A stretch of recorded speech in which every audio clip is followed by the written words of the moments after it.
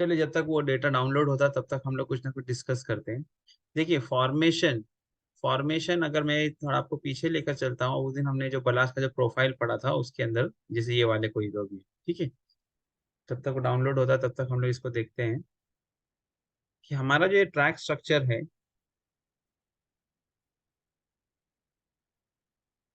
ठीक है, इसके अंदर क्या क्या चीजें होती है।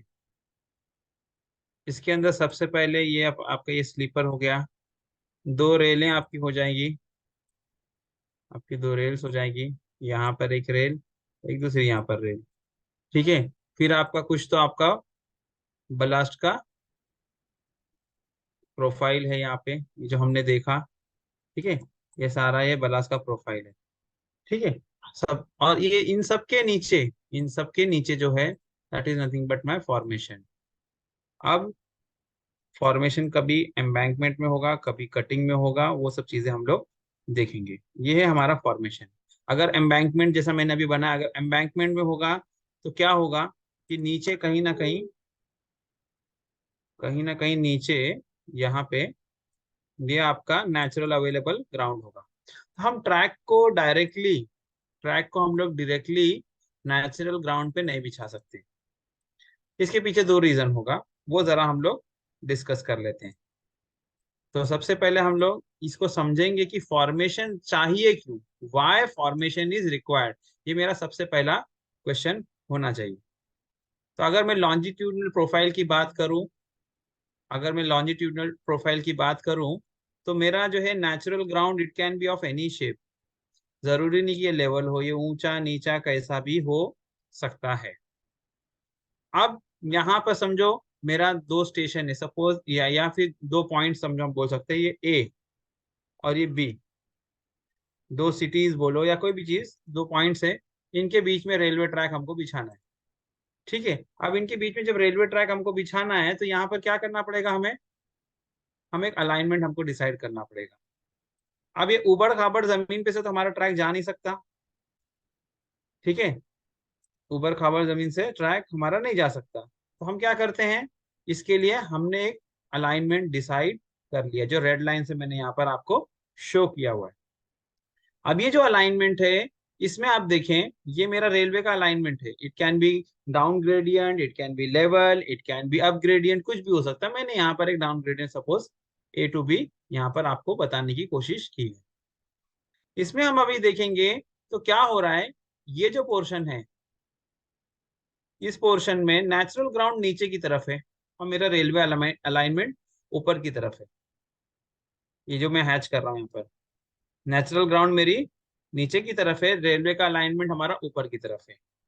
दूसरा, आई यूज अनदर कलर, ये जो जगह है, इन जगहों पर क्या हो रहा है, नेचुरल ग्राउंड मेरा ऊपर है और रेलवे का अलाइनमेंट, ट्रैक का अलाइनमेंट नीचे की तरफ। ट्रैक का अलाइनमेंट मेरा क्या है, नीचे की तरफ है। आई बात समझ में?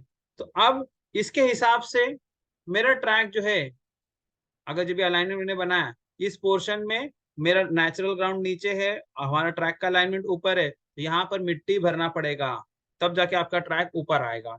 तो इस पोर्शन को हम क्या कहते हैं, what we call it as embankment.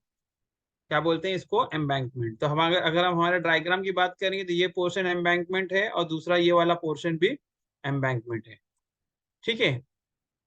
दूसरी तरफ कुछ जगह ऐसी है जहां पर हमारा नेचुरल ग्राउंड ऊपर है लेकिन ट्रैक हमारा नीचे की तरफ है। तो उन जगहों पर ये जो है, जैसे यहाँ पे मैं, सॉरी, जैसे यहाँ पर मैं बना रहा हूँ, तो ये जो पोर्शन है इसे हम क्या कहते हैं, कटिंग। क्योंकि हम हमारा ट्रैक नीचे से पास हो रहा है, इस केस में क्या हो रहा है, हमारा ट्रैक नीचे से पास हो रहा है। आ रही बात समझ में? तो इसके हिसाब से हमारा जो है क्रॉस सेक्शन अगर हम लेंगे तो लॉन्जिट्यूडनल सेक्शन, ये क्या है, LS, longitudinal section, longitudinal section जिसको एलएस भी बोलते हैं शॉर्टकट में। तो अब मैं यहाँ से क्रॉस सेक्शन अगर लूंगा, दो पॉइंट का लेता हूँ। सपोज ये एक जगह यहाँ की ले लिया, सपोज यहाँ की, ठीक है। इसका नाम मैंने रख दिया section A A, suppose A A, section A A. और दूसरा मैं एक और लेता हूँ, दूसरा मैं एक और लेता हूँ, सपोज यहाँ से इसका नाम मैं रख देता हूँ बीबी। क्या रखा है इसका नाम? बीबी।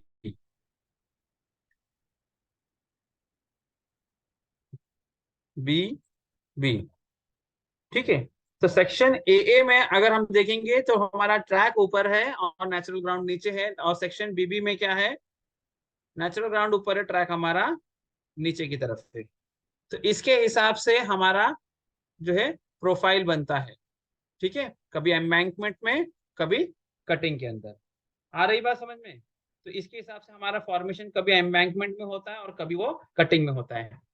कुछ जगह ऐसे भी होगी जहां पर फॉर्मेशन बिल्कुल लेवल ग्राउंड पर होगा, जैसे यहाँ इंटरसेक्शन देख रहे हैं, ये जो पॉइंट है यहाँ पे इट विल बी लेवल, यहाँ पे लेवल होगा, यहाँ पे लेवल। लेकिन ये बहुत रेयर केस में कोई कोई जगह पे देखने को मिलता है, ना तो अदरवाइज नेचुरल ग्राउंड हमारी अनड्यूलेटेड होती है तो कुछ ना कुछ हमारा एम्बैंकमेंट या कटिंग में होता है। और वैसे भी हम लोग बिल्कुल लेवल ग्राउंड पर नहीं जाते हैं, क्योंकि वहां पे ड्रेनेज वगैरह का इशू होता है। तो we provide some sort of gradient always, हम हमेशा कुछ ना कुछ ग्रेडियंट प्रोवाइड करते हैं।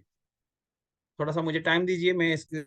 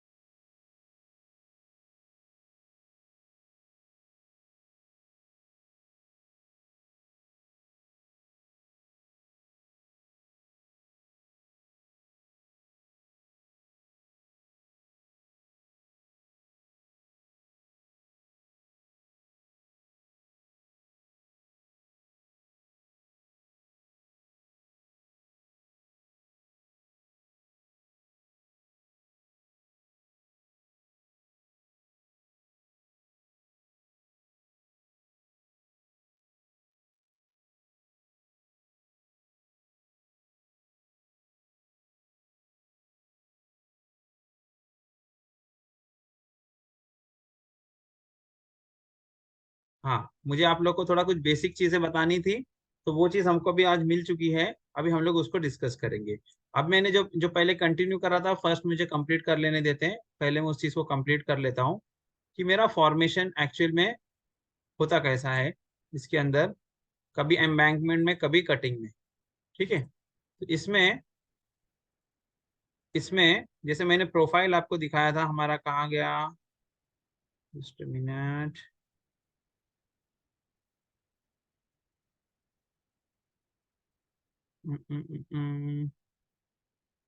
जस्ट मिनट, आज क्या हो रहा है?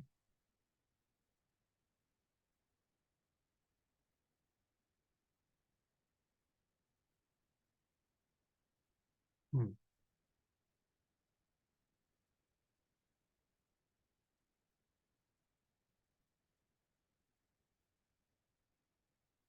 हाँ, सॉरी, यहाँ पर हम थे।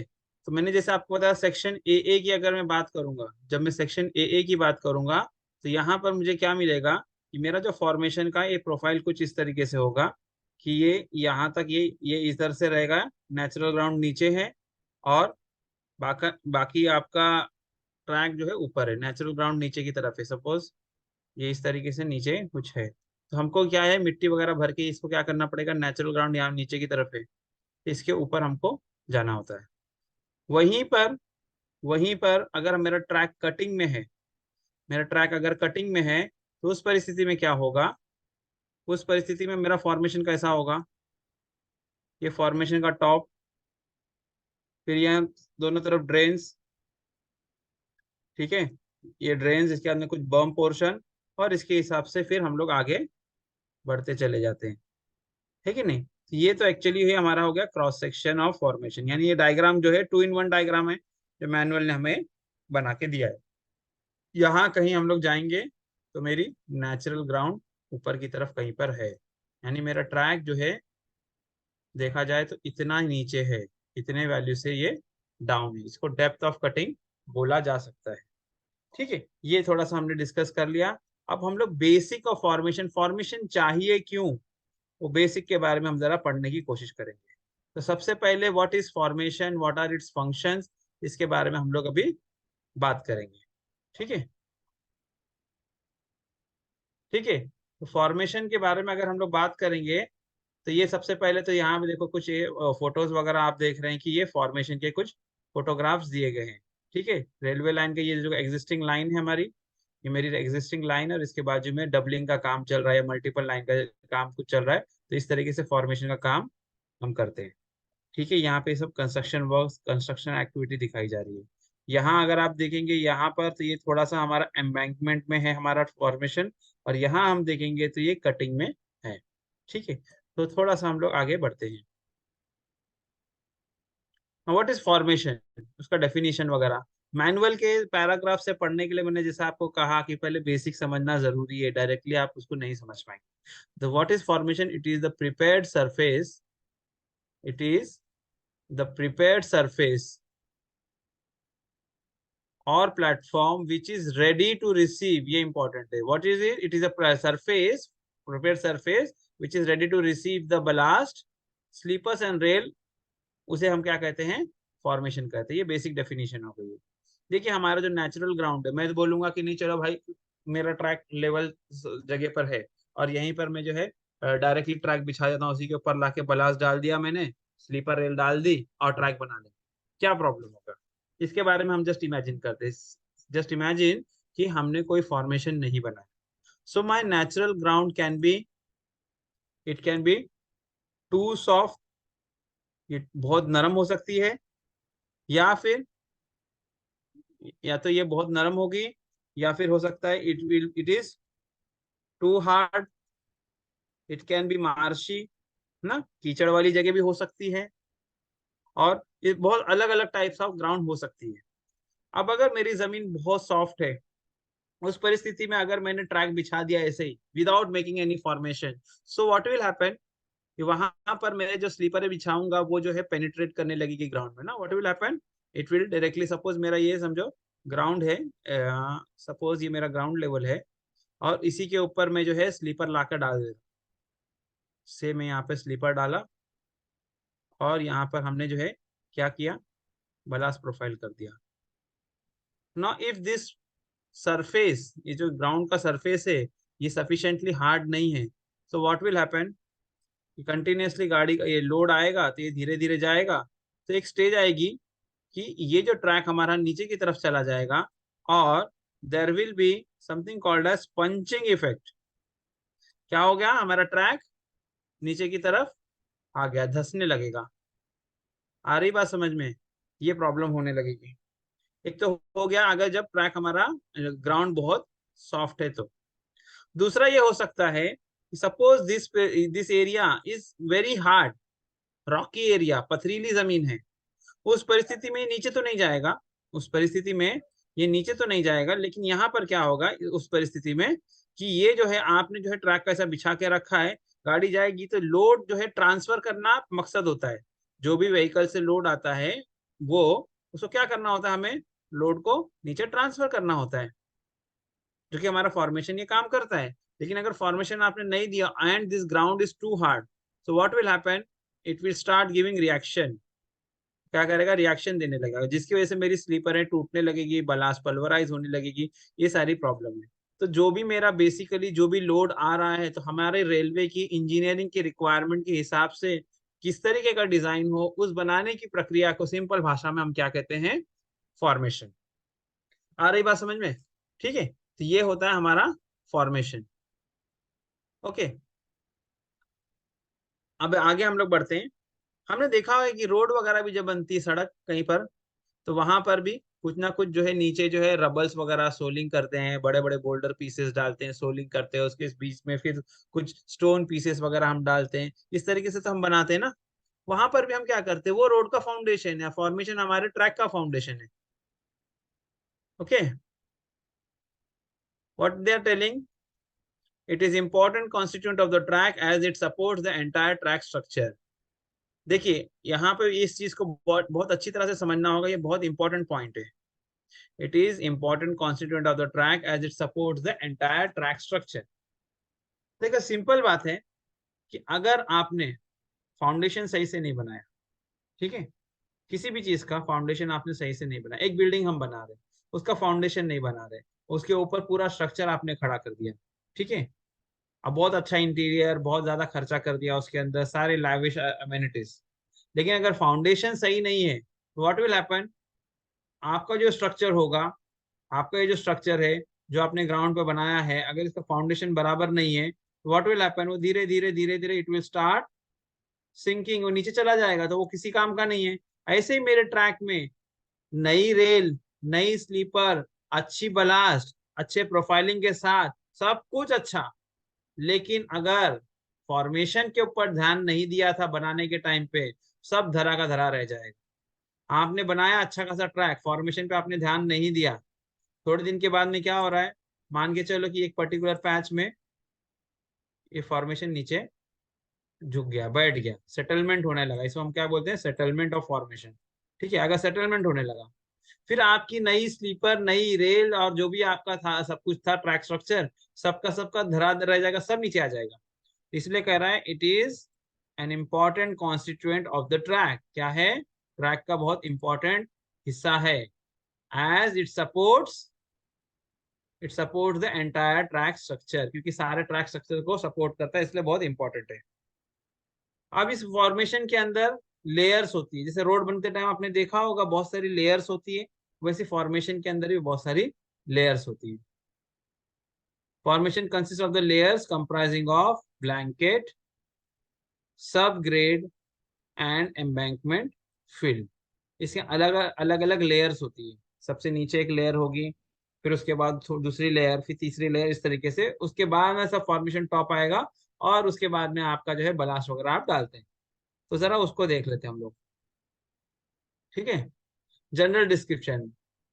आप फॉर्मेशन कैसा बनेगा कैसे? Prepared either by doing additional earthwork over the existing ground और by excavating existing surface and making cutting. देखो सिंपल लॉजिक है. अगर फॉर्मेशन को हमको एम्बैंकमेंट में लेना है, यानी कि ऊंचा करना है, तो क्या करना पड़ेगा? वहां पे कहीं ना कहीं से मिट्टी लानी पड़ेगी, लाके डालना पड़ेगा. तो उस केस में क्या करेंगे? फॉर्मेशन कैसा बनेगा? बाय डूइंग एडिशनल अर्थ होगा. एडिशनल अर्थ यानी मिट्टी दूसरी जगह से लाकर वहां पे भरनी करने का काम एग्जिस्टिंग ग्राउंड पे. और अगर कटिंग है तो क्या करना पड़ेगा? एक्सकेवेट, खोदना पड़ेगा. Excavating existing surface and making cutting, तो उसमें क्या करना पड़ेगा? उसको नीचे लेना पड़ेगा. ठीक है, इसी आधार पर फॉर्मेशन कर आइदर भी इन द शेप ऑफ, या तो वो एम्बैंकमेंट में होगा या फिर कटिंग में होगा, जो मैंने आपको बताया था थोड़ा टाइम पहले ना, एक लॉन्जिट्यूडनल सेक्शन बना के दिखाया था ना, एम्बैंकमेंट और दूसरा कटिंग, ये हो गया. नेक्स्ट, आगे क्या कह रहा है? Height of formation. फॉर्मेशन की हाइट कितनी हो, किसके ऊपर डिपेंड करता है? Depends upon the ground contours and the gradient adopted. Ground contours and the gradient adopted. Contour किसको बोलते हैं? ये एक्चुअली सर्वेइंग का पार्ट है, सर्वेइंग का जो चैप्टर है उसका पार्ट है. तो भी थोड़ा सा मैं यहाँ पे एक्सप्लेन कर देता हूँ. यहाँ पे सब लोग टेक्निकल बैकग्राउंड के नहीं है ना, इसलिए थोड़ा बताना पड़ेगा. Contour is nothing but contour is nothing but जैसे मैंने यहाँ पे कुछ बनाया, तो यहाँ पर समझो कोई एक नोन लोकेशन है, उसका कुछ लेवल का वैल्यू मुझे पता है. फॉर एग्जाम्पल यहाँ समझने के लिए ले लिया, रिड्यूस लेवल बोलते हैं टेक्निकल लैंग्वेज में, आर एल समझो किसी जगह का है 100 मीटर, फॉर एग्जाम्पल RL 100 है. ठीक है, तो ये RL 100 है, इसके हिसाब से अब ये 100 है. हो सकता है ये यहाँ पे अलग अलग पॉइंट्स हैं, यहाँ पे, यहाँ पे, यहाँ पे कुछ वैल्यू इससे कम ही होगी, 100 है, तो हो सकता है ये वाली 95 हो, इसके नीचे सपोज ये 90 से 85, इस तरीके से. और सब जो सबसे नीचे मान के चलो 80, है कि नहीं? तो इसका एक डायग्राम हम लोग जब बनाते हैं तो ये लेवल होता है. तो हाइट ऑफ फॉर्मेशन किसके ऊपर डिपेंड करता है? ग्राउंड कंटूर, ग्राउंड किस लेवल पर है उसके ऊपर डिपेंड करता है. और दूसरा ग्रेडियंट अडॉप्टेड. ग्रेडियंट हम लोगों ने क्या अडॉप्ट किया है? ग्रेडियंट किसको बोलते हैं? स्लोप, है कि नहीं? ये मेरी नेचुरल ग्राउंड है सपोज, तो इसमें से कितना फॉलिंग ग्रेडियंट या फिर राइजिंग ग्रेडियंट हम कितना दे रहे हैं, इसकी बात चल रही है। ठीक है, तो ये क्या है, ग्रेडियंट है ना। इसके हिसाब से जैसे कि अभी यहाँ पे हम देखेंगे, अगर मैं यहाँ पर कोई सेक्शन लूँ, यहाँ पर कोई सेक्शन लूँ, तो यहाँ पर आपको हाइट ज्यादा मिलेगी, यहाँ पर आपको हाइट ज्यादा मिलेगी। लेकिन अगर दूसरी जगह जाओ यहाँ कम, क्योंकि क्या है, ग्रेडियंट फॉलिंग ग्रेडियंट है, तो हाइट ऑफ फॉर्मेशन हमेशा हर जगह same, formation will never remain same, height of formation will never remain same, वो आपके ग्रेडियंट के हिसाब से, ग्राउंड कंटूर के हिसाब से चेंज होता है। ठीक है, एक तो ये चीज हो गई। नेक्स्ट पॉइंट इसके अंदर जो बात हो रही है, नेक्स्ट पॉइंट जो यहाँ पर बात हो रही है, वो हो रही है high side slope, side slope के बारे में बात हो रही है, फॉर्मेशन का साइड स्लोप। ठीक है, नेक्स्ट पॉइंट, तो यहाँ पर मैं एक फॉर्मेशन बनाता हूँ।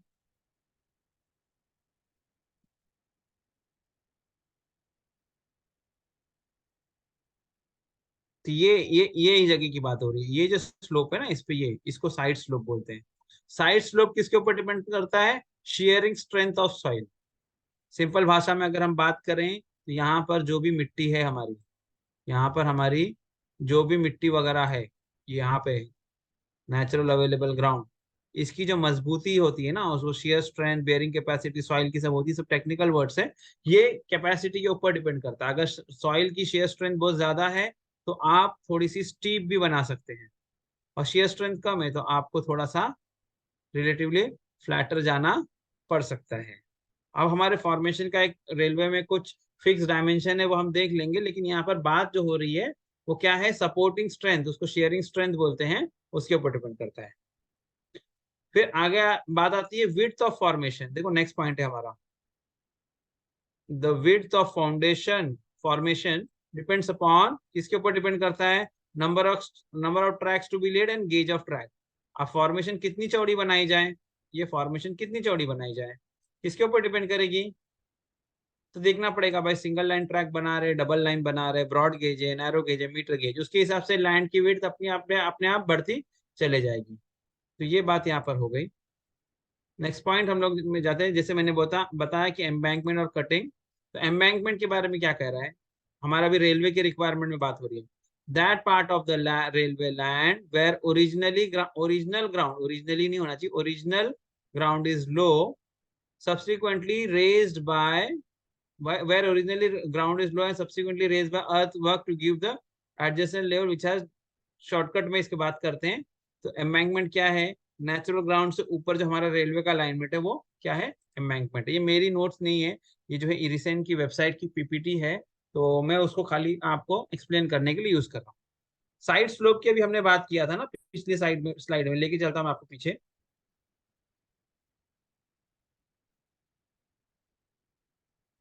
एक मिनट,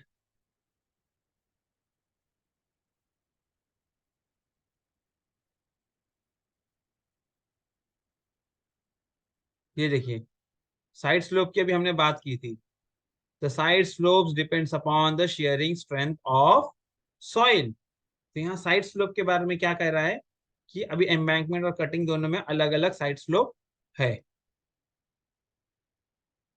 तो यहाँ कितना साइड स्लोप है, साइड स्लोप एम्बैंकमेंट, अभी हम लोग एम्बैंकमेंट में आ गए, साइड स्लोप कितना है, side slope of the embankment is 2:1, 2 horizontal to 1 vertical.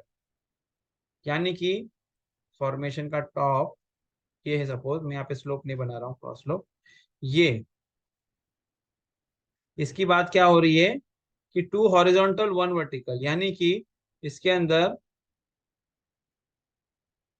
ये दो और ये एक। ठीक है, दिस इज 1 वर्टिकल यानी दिस इज 2 हॉरिजॉन्टल। इस तरीके से साइड स्लोप होता है, तो इसको हम लोग क्या बोलते हैं टेक्निकली, 2:1। ठीक है, एम्बैंकमेंट में ये हमको देना है। ठीक है, इस तरफ भी और दूसरी तरफ भी, दूसरी तरफ भी इसी तरीके से हमको प्रोवाइड करना है। नेक्स्ट आगे बढ़ते हैं, कटिंग की बात करते हैं। तो कटिंग के बारे में पढ़ लेते हैं, that part of the railway line, इसको भी अभी डेफिनेशन की जरूरत नहीं, समझ गए आप, नेचुरल ग्राउंड ऊपर है, हमारा ट्रैक नीचे। इसके अंदर भी क्या कह रहा है यहाँ पे स्लोप के लिए, side slope of the cutting is 2:1 और even steeper in case of rock. Simple है, मैंने बोला ना साइड स्लोप किसके ऊपर डिपेंड करता है, अभी हमने देखा था। तो आमतौर पे क्या कह रहा है, 2:1, 2:1 का देना है, जैसा भी मैंने बताया। अब यहाँ पर क्या होगा, मेरा ट्रैक नीचे है, मेरा ट्रैक नीचे की तरफ है और नेचुरल ग्राउंड जो है ऊपर की तरफ है।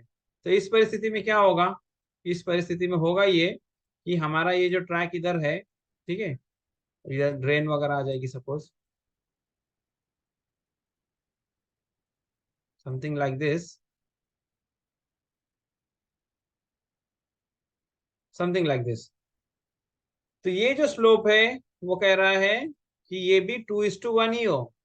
अब वो ऊपर चला जाएगा ना, वो पहले नीचे था ऊपर चला, 2:1 हो, लेकिन इससे स्टीपर भी हो सकता है। अगर पथरीली जगह है, रॉकी फॉर्मेशन है, रॉकी ग्राउंड है, आजू बाजू ग्राउंड रॉकी है, तो उसका जो शेयरिंग स्ट्रेंथ ज्यादा रहेगा, तो 2:1 से थोड़ा स्टीप भी किया जा सकता है। ठीक है, नेक्स्ट पॉइंट इसी में देख लीजिए, नीचे क्या लिखा है पढ़ लेते हैं हम लोग। कटिंग के लिए ये बात हो रही है, catch water drain to be provided in the top cutting wall and side drain to be provided to the side of the track to ensure smooth flow. अब कटिंग के अंदर दो चीजें एक्स्ट्रा आ जाती है, कटिंग के अंदर दो चीजें आ जाती है। एक पहला तो हमारा आ जाता है कि साइड ये क्या कहते हैं अपना, साइड ड्रेन। हमारा ट्रैक में बाजू यहाँ पे क्या दिया है, साइड ड्रेन इज प्रोवाइडेड ना, यहाँ पर साइड ड्रेन, यहाँ पे साइड ड्रेन, ताकि जो भी पानी होगा ये। अब देखिए यहाँ जो बारिश वगैरह हो रही है, पानी वगैरह आ रहा है, जो ट्रैक पे बरसात वगैरह हो रही है या टनल में से पानी आ रहा है, कहीं से भी आ रहा है, उसके लिए हमने साइड ड्रेन प्रोवाइड किया है। उसके लिए हमने क्या किया है, we have provided side drain. But आजू बाजू का जो है, क्योंकि हम कटिंग में है, तो देर आर चांसेस कि जब बारिश होगी तो पूरा का पूरा पानी ऐसा बह के ट्रैक पर आ जाएगा और हमारा ट्रैक नीचे है।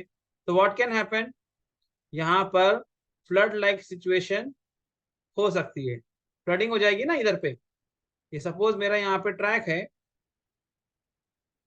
ये मेरा ट्रैक है सपोज यहाँ पर, ठीक, थोड़ा सा एकदम कच्चा पक्का बना रहा हूँ। तो क्या हो जाएगा कि सब तरफ से पानी आने लगेगा, तो व्हाट विल हैपन, यहाँ पे पूरा सा क्या हो जाएगा, यहाँ पे पूरा पानी भर जाएगा। तो इसको अवॉइड करने के लिए क्या करना है,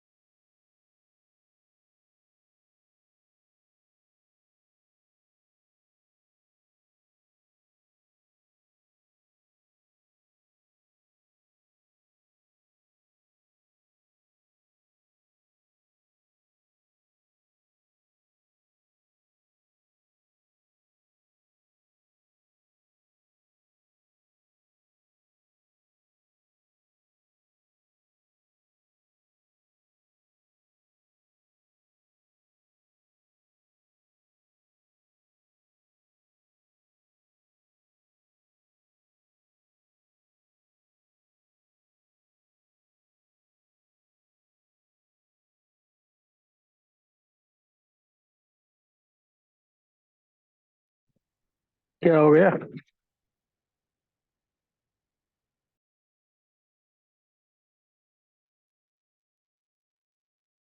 there was some network issue. ठीक है, तो यहाँ पर आवाज आ रही है आप लोग को, ठीक है। तो यहाँ पर कैच वाटर ड्रेन जो मैंने अभी आपको बताया था, वो यहाँ पर रहेगा। तो कैच वाटर ड्रेन क्या करेगा, what will catch water drain do, catch water drain क्या करेगा, कैच वाटर ड्रेन जो भी ट्रैक पर पानी आने वाला है, यहाँ पे अभी मैं थोड़ा सा कच्चा पक्का बना देता हूँ, ज्यादा नहीं बनाता हूँ अभी।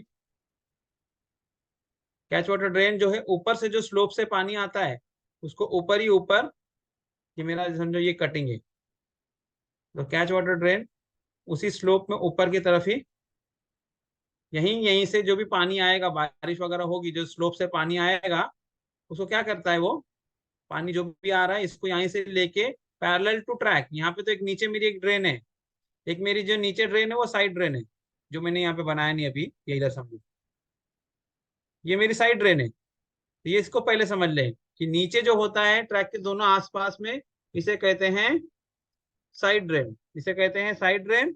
और ऊपर की तरफ कटिंग में क्या होता है, कैच वाटर ड्रेन। ठीक है, ऊपर की तरफ क्या होता है, कैच वाटर ड्रेन। तो दोनों तरफ, अगर दोनों तरफ से स्लोप है तो दोनों तरफ जैसा भी कटिंग होगा, कई बार ऐसा भी ज्योमेट्री होती है कि एक तरफ जो है आपका जो है कटिंग स्लोप में होता है, दूसरी तरफ से वो खाई भी होती है, यानी कि समटाइम्स नेचुरल ग्राउंड ऐसी भी होती है। देखो मैं आपको यहाँ पे अलग से बना के दिखा रहा हूँ। कई बार ऐसा भी आप देखेंगे कि ग्राउंड ऐसी है, तो इस तरफ से तो कटिंग है, दूसरी तरफ से एम्बैंकमेंट। अब मेरा ट्रैक कहाँ जाएगा, अब यहाँ मेरा रेलवे ट्रैक। तो इसमें क्या हो गया, sometimes you will come across this as well, कि यहाँ पर इस जगह से तो कटिंग और इधर एम्बैंकमेंट, ऐसा भी कई बार देखने को हमको मिलता है। ठीक है, एनीवेज, तो कैच वाटर ड्रेन के बारे में बात हो रही थी, मैंने बता दिया। अगर ये कैच वाटर ड्रेन ना होता तो ट्रैक पे पानी भर जाता था, तो कैच वाटर ड्रेन भी हमको बनाना है। कब बनाना है वो आगे आएगा। हाँ, catch water drain to be provided in the top cutting wall and side drain to be provided to the side of the track to ensure smooth flow of water. Functions of formation: to provide a smooth and uniform bed for laying the track. पहला क्या कहता है, एक smooth और uniform bed बनाया जाए, एक surface बनाया जाए जिसके ऊपर हम ट्रैक बिछा सके। तो मैंने बताया ना, एक अलाइनमेंट हमने डिसाइड किया, तो एक लेवल सरफेस प्रोवाइड करके देना। To bear the load transmitted to it from the moving load through the ballast, यानी कि आगे क्या बोलता है, पहला तो बोला एक स्मूथ और यूनिफॉर्म बेड देना, दूसरा जो भी लोड आ रहा है, to bear the load transmitted to it, जो भी इसके ऊपर लोड आ रहा है उसको क्या करना, बर्दाश्त करना, और नीचे की तरफ नेचुरल ग्राउंड में पास ऑन करना। नेक्स्ट पॉइंट है टू फैसिलिटेट ड्रेनेज, ड्रेनेज को फैसिलिटेट करना, ड्रेनेज अच्छा से प्रोवाइड करना ताकि ट्रैक पर पानी जमा ना हो। To provide stability to the track, next point क्या है, to provide stability to the track, ये भी एक नेक्स्ट पॉइंट है हमारा।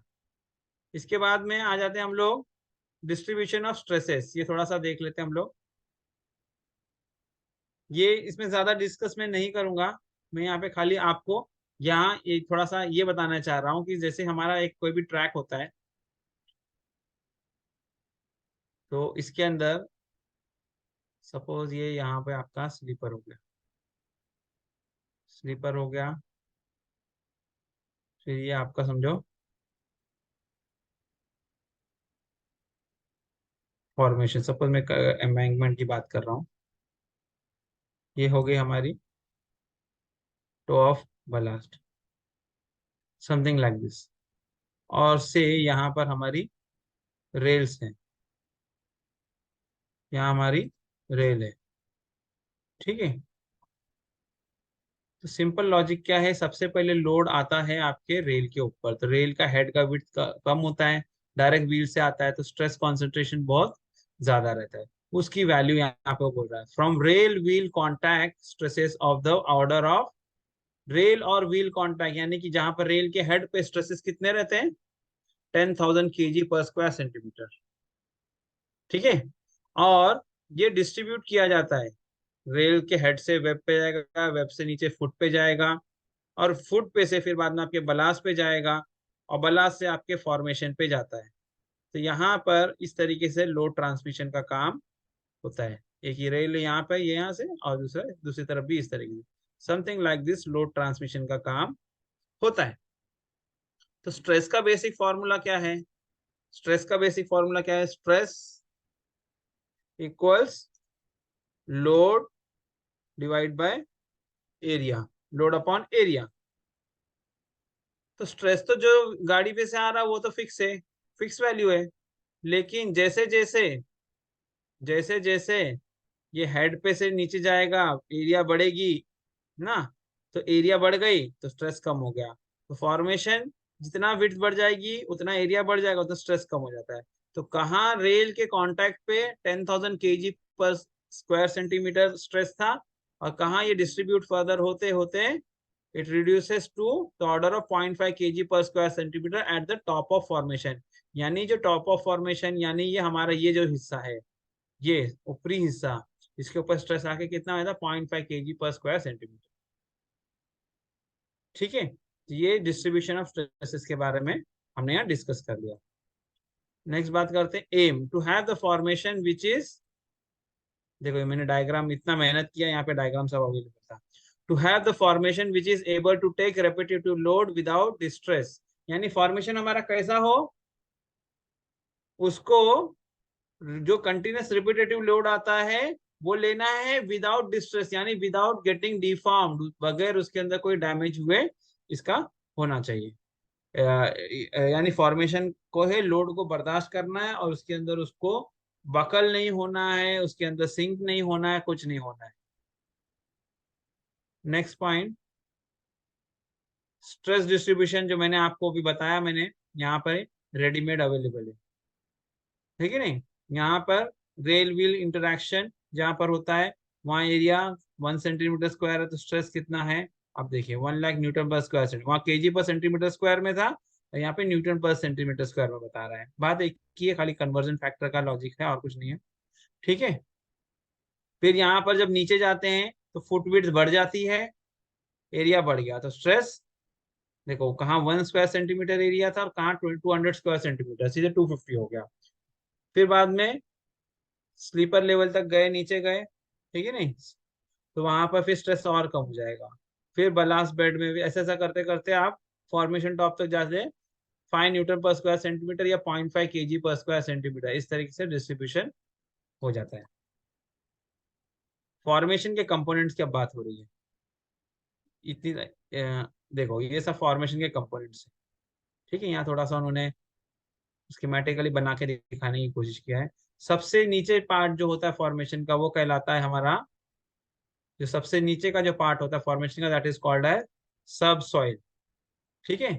ये इसके नीचे ना आपकी नेचुरल ग्राउंड कहीं होगी, मैं यहाँ पे मार्किंग कर देता हूँ नीचे सिर्फ समझाने के लिए। यहाँ कहीं पे मेरी नेचुरल ग्राउंड है, उसके ऊपर हमने क्या किया, सब सॉइल, ठीक है, ये किया। फिर उसके ऊपर सब ग्रेड बनाया, पहले सब सॉइल, हमने सब ग्रेड, और फिर ये जो ब्लैंकेट लिखा ना, blanket, blanket is optional, this blanket is optional, ठीक है। जरूरत पड़ती है तो ब्लैंकेट दिया जाता है, नहीं पड़ती तो नहीं देते हैं, ठीक है। फिर उसके बाद में उसके ऊपर आपका बलास्ट, फिर स्लीपर रेल, ये सारी चीजें। तो ये आपके कंपोनेंट्स ऑफ फॉर्मेशन हो गए, ठीक है। नेक्स्ट हमारा है, इसको मैं ज्यादा डिटेल में नहीं जाऊंगा, खाली मुझे आपको बैकग्राउंड बता के मुझे फिर से ना उस पे जाना है, फॉर्मेशन पे जाना। तो आज मैंने सोचा कि आपको थोड़ा सा ये सब चीजें जितना हो सके एक्सप्लेन करें। तो ट्रैक फाउंडेशन, थोड़ा सा पीछे अगर मैं जाऊंगा अभी, थोड़ा पीछे जाते हैं तो इसके अंदर देखो उन्होंने क्या दिया है। टोटल फॉर्मेशन किधर से किधर तक है, टोटल फॉर्मेशन कहाँ से है, फॉर्मेशन के टॉप लेवल से लेके सब सॉइल के नीचे तक, या ये बोल सकते हैं नेचुरल जो ग्राउंड हमारी होगी उस लेवल तक क्या है, फॉर्मेशन की डेप्थ है। लेकिन ट्रैक फाउंडेशन कहाँ से, टॉप ऑफ सब सॉइल से लेकर आपका जो ट्रैक का जो लेवल होता है ना, स्लीपर लेवल, वो आपका जो होता है ये ट्रैक फाउंडेशन। और ट्रैक स्ट्रक्चर कहाँ से शुरू हो रहा है, ट्रैक स्ट्रक्चर आपके फॉर्मेशन टॉप से लेकर रेल लेवल तक, ठीक है। ये थोड़ा सा हमने देख लिया। अब ट्रैक फाउंडेशन के अंदर क्या क्या होता है, कॉन्स्टिट्यूट्स बलास्ट, सब blast, blanket, subgrade which is placed on existing below track structure, transmit load. Formation top इसको मैं डिस्कस नहीं करूंगा क्योंकि हम लोग को इतना हमारे लेवल पे जरूरत नहीं है। Boundary between ballast and top of blanket और subgrade, formation width, it is the distance between edges of prepared surface. Cess ये इंपॉर्टेंट है, ठीक है। फॉर्मेशन विड्थ, ये देखो ये चीज इंपॉर्टेंट है। फॉर्मेशन विड्थ क्या है, it is the distance between the edges of the prepared surface. और दूसरा है cess, for portion at the top of formation level extends from toe of ballast to edge of formation. Cess किसको बोलते हैं, cess ये समझो मेरी sleeper है और ये मेरा फॉर्मेशन, समझो ये फॉर्मेशन की लाइन है, तो यहाँ पे मैं कुछ ना कुछ बलास्ट देता हूँ,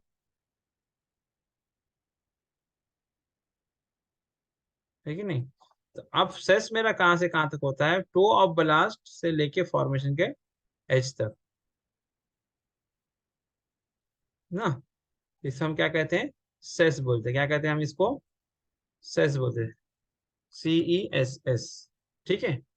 क्या कहता है, portion at top of formation extend from top blast to edge of formation, तो फॉर्मेशन के एज तक का पार्ट ये कहलाता है आपका, क्या कहलाता है, आपका सेस कहलाता है।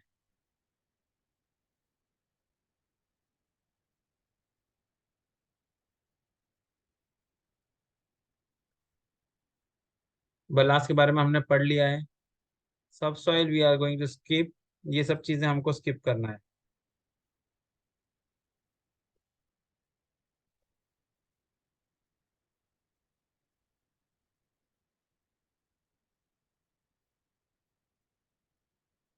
ब्लैंकेट के बारे में थोड़ा सा हम पढ़ लेते हैं, क्योंकि ब्लैंकेट कभी कभी कहीं कहीं पे लगती है। What is blanket? Blanket is a layer. Blanket क्या है? Blanket is a layer of specified coarse granular material of designed thickness provided over full width of formation between subgrade and ballast। यानी कि जो हमारा जो टॉप मोस्ट जो portion है subgrade, उसके और जहां पर हम बलास्ट लेने वाले उसके बीच में कुछ मटेरियल डालते हैं। वो कैसे होते हैं? कोर्स, कोर्स यानी दानेदार, बड़े बड़े, ग्रैनुलर ना, कोर्स, कोर्स यानी बड़े, ग्रैनुलर यानी दानेदार मटेरियल ऑफ डिजाइन थिकनेस। कितना लोड आने वाला है उसके हिसाब से हम लोग डिसाइड करते हैं। आजकल बहुत सारे अलग अलग टाइप्स ऑफ ब्लैंकेट भी आ गए हैं, जैसे जियो टेक्सटाइल, जियो टेक्सटाइल करके कॉन्सेप्ट आ गया है। तो एक एक टाइप की मैट की तरह, चटाई की तरह वो होता है, वो बिछा देते हैं, तो वो भी जो है काफी हद तक जो है ब्लैंकेटिंग का काम करता है। ये भी हम लोग यूज करते हैं। मॉडर्न जो है ब्लैंकेट है ये, मॉडर्न टेक्नोलॉजी का ब्लैंकेट है जियो टेक्सटाइल। ठीक है। कहाँ लगती है ब्लैंकेट? मैंने बोला था ना ऑप्शनल है, देखो यहाँ पे वो कह रहा है ब्लैंकेट कहाँ लगेगा।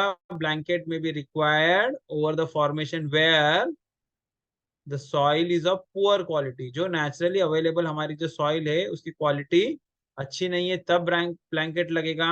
या जहां पर बहुत ज्यादा बारिश है, रेनफॉल बहुत ज्यादा है, ट्रैफिक डेंसिटी बहुत ज्यादा है, ठीक है, वो सब जगहों पर हमको क्या करना पड़ता है? ब्लैंकेट देना पड़ता है, अदरवाइज जरूरत नहीं है। अब जिन जगहों पर सॉइल क्वालिटी अच्छी नहीं है, रेनफॉल ज्यादा है, ट्रैफिक डेंसिटी ज्यादा है, तो वहां पर अगर हमने नहीं दिया, absence of blanket in such cases can lead to problems in service such as swelling और हीविंग ऑफ फॉर्मेशन। आप लोगों ने देखा होगा रोड पर कई बार, कई जगहों पर रोड अगर जैसे कि बिटुमिनस रोड होता है, it is not design for heavy tonnage load. कभी वहां से कोई हैवी व्हीकल चली जाती है, तो वो गाड़ी जाती, तो वो पूरा का आजू बाजू का हिस्सा, जो रोड हमारा पहले कुछ इस तरीके से था, लेवल था, अब वहां पर क्या हो गया, वो ट्रक वगैरह गई, तो उसका चक्का ऐसा गया, तो ये कुछ अपहीवल हो जाता है। देखा है कि नहीं आप लोगों ने? है कि नहीं? क्योंकि ये इतनी कैपेसिटी के लिए बना नहीं था, तो क्या ये पोर्शन तो धंस जाएगा और आजू बाजू उठ के चला जाता है। तो स्वेलिंग और हीविंग ऑफ फॉर्मेशन ये हो जाता है कब? जब हमने ब्लैंकेट मटेरियल नहीं दिया है, तब। नेक्स्ट पॉइंट हम लोग देखते हैं क्या है इसमें।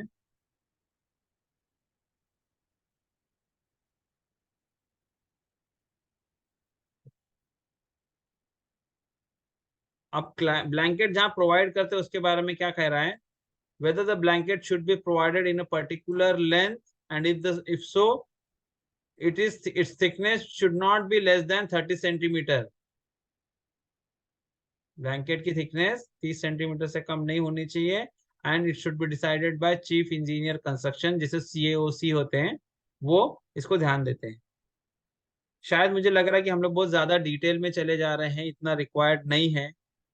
आप लोग फीडबैक दें, कैसा लग रहा है? आप लोग को समझ में आ रहा है आज का क्लास? सच्ची बोलना, थोड़ा सा बहुत ज्यादा सिविल इंजीनियरिंग के डेप्थ में चले गए हम लोग। एनीबडी? बोले। हेलो? लेक्चर समझ में आ रहा है?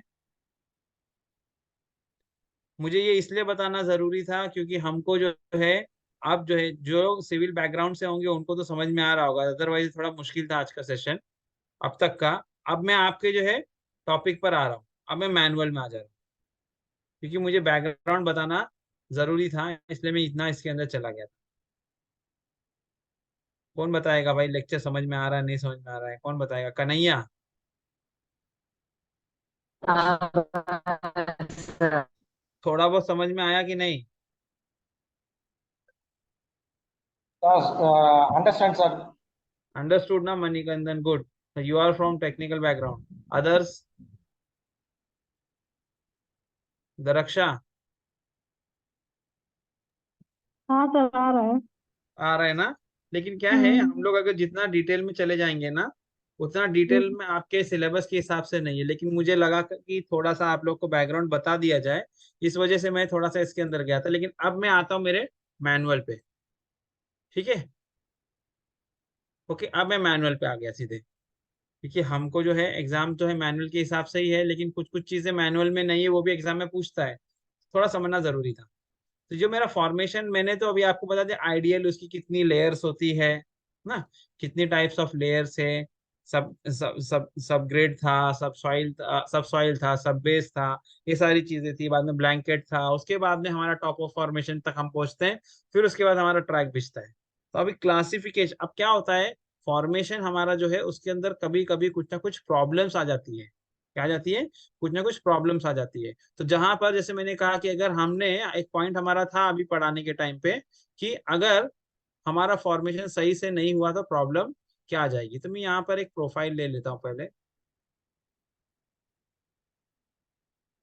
ठीक है? ये समझो मेरा एक प्रोफाइल है, यहाँ से मेरी ट्रैक जा रही है। हाँ, अब यहाँ पर अज्यूमिंग, सीधा ले लेता हूँ। समझो ये मेरा, ये जो भी मैं ग्रे मार्क कर रहा हूँ अभी, this is nothing but my sleepers. This is nothing but my sleepers. End से ये लेवल है मेरा रेल का।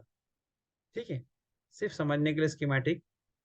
ब्लैक लाइन जो सबसे नीचे है, ये हमारा फॉर्मेशन का टॉप है। ये हमारा स्लीपर और बलास्ट का लेवल होगा, और ये मेरा रेल लेवल। इसमें से अज्यूमिंग दैट ये जो पोर्शन है यहाँ का फॉर्मेशन, इट इज वीक, यानी कि it is not performing as per the expectation.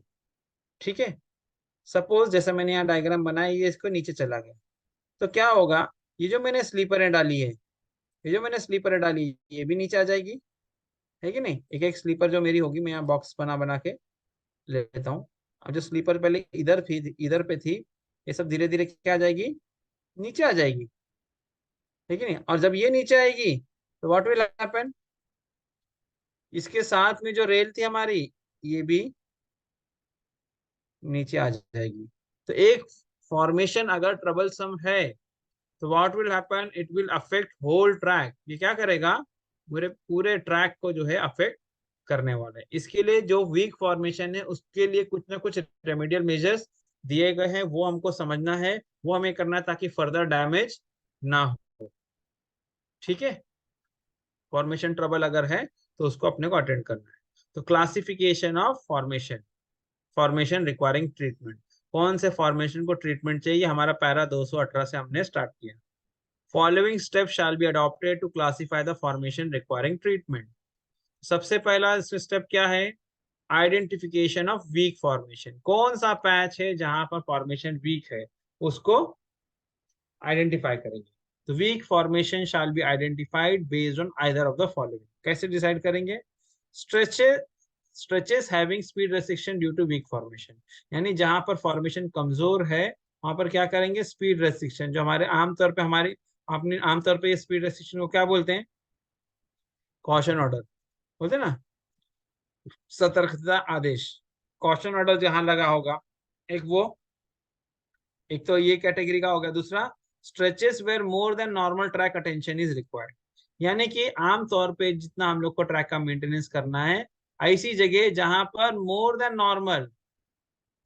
Normal track attention is required, यानी बार बार आदमी को जाके ट्रैक को अटेंड करना है। तीसरा क्या है, stretches where ballast penetration profile is of W shape and maximum depth of penetration is more than 30 centimetre. ठीक है? तीन कैटेगरी इन्होंने यहाँ पर आइडेंटिफिकेशन के लिए बताया। पहला वो बोल रहा है कि ऐसे स्ट्रेचेस जहां पर वीक फॉर्मेशन के कारण कॉशन ऑर्डर लगाया गया हो, एक वो हो गया वीक फॉर्मेशन। दूसरा, ऐसा स्ट्रेच जहां पर हद से ज्यादा नॉर्मल ट्रैक अटेंशन करना पड़ रहा है। अभी मैंने आपको बताया ना, ट्रैक अगर सैग हो गया, फॉर्मेशन अगर सेटल हो रहा है, तो पूरा का पूरा उसका असर जो है, बलास्ट नीचे आपकी चली जाएगी, आपका ट्रैक का लेवल नीचे आएगा, आपको पैकिंग करना पड़ेगा, बार बार जाके उसको उठाना पड़ेगा वो पैच को। हम सोचते रहेंगे अरे यार यहाँ क्या हो रहा है, तो हो रहा ये है कि फॉर्मेशन नीचे जा रहा है, सब चीजें नीचे जा रही है। तो मोर देन नॉर्मल ट्रैक अटेंशन, आमतौर पे जितना ट्रैक अटेंशन करना पड़ता है यहाँ पर, उससे ज्यादा ट्रैक अटेंशन हमें करना पड़ सकता है। ठीक है। इसी तरीके से next point, stretches where ballast penetration profile is of W shape. ये जरा मुझे आपको बताना पड़ेगा। शायद मेरे ख्याल से इसमें पीछे डायग्राम होगा, होगा तो अच्छी बात है, नहीं तो मैं बना के दिखाता हूँ। Just let me check. नहीं है, शायद नहीं है। नहीं है, मैं आपको बता देता हूँ डब्ल्यू शेप वाला क्या है।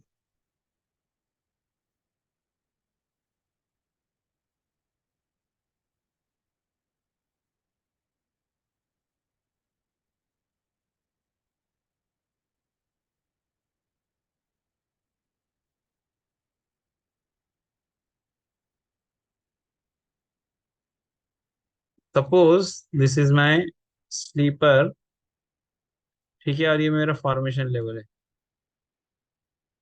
मेरा फॉर्मेशन लेवल है। अब इसमें रेल लोड से जो लोड आता है, यहाँ पर लोड आने की वजह से फॉर्मेशन में कुछ इस तरीके से अपहीवल हो जाए। सॉरी, थोड़ा सा गलत हो गया।